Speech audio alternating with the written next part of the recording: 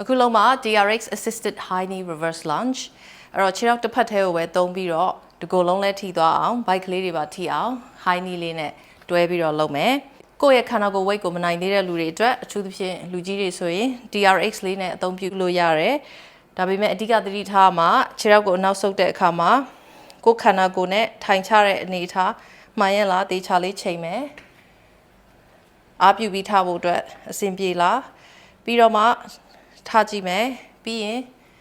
ဒူးလေးကိုဆွဲသွင်းမယ်အနောက်ကိုပြန်ချမယ်ထိုင်မယ်တဆင့်ချင်းစီဖြည်းဖြည်းလုပ်ကြည့်မယ်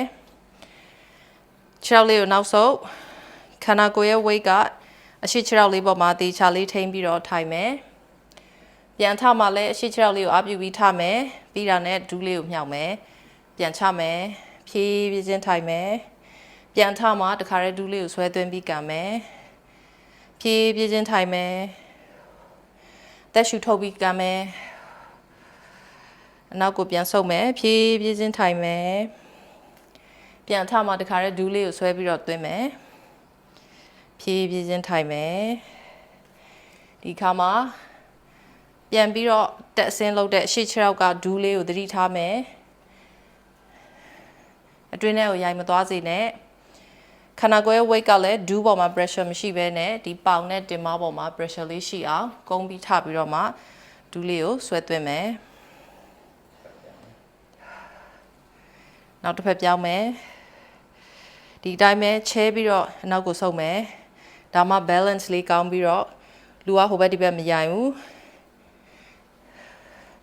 ဆွဲသွင်းမယ်ဖြည်းဖြည်းချင်းထိုင်မယ်ဆွဲသွင်းမယ်နောက်ဆုပ်ဖြည်းဖြည်းချင်းထိုင်မယ်နောက်ဆုပ်ဖြည်းဖြည်းချင်းထိုင်မယ်အနောက်ခြေထောက်ကိုတေချာလေးနေရာယူပြီးတော့မှထိုင်ဖို့ကြိုးစားမယ်အနောက်ခြေထောက်ကိုတန်းပြီးတော့ချလိုက်တာနဲ့မထိုင်ချလိုက်ပါနဲ့ဆွဲသွင်းမယ်ဖြည်းဖြည်းချင်းထိုင်မယ်